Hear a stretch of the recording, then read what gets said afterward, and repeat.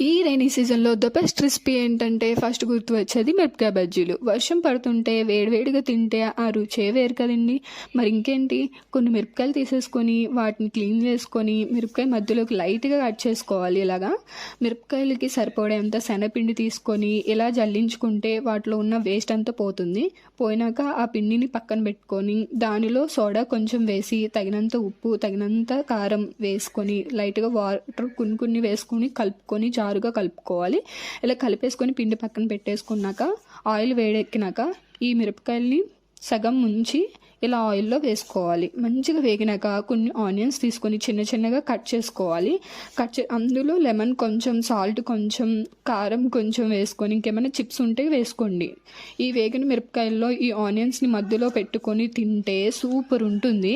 ఇది మా Godavari style of మిరపకాయ బజ్జీలు. మీరు కూడా ట్రై చేసి టేస్ట్ ఎలా ఉందో కామెంట్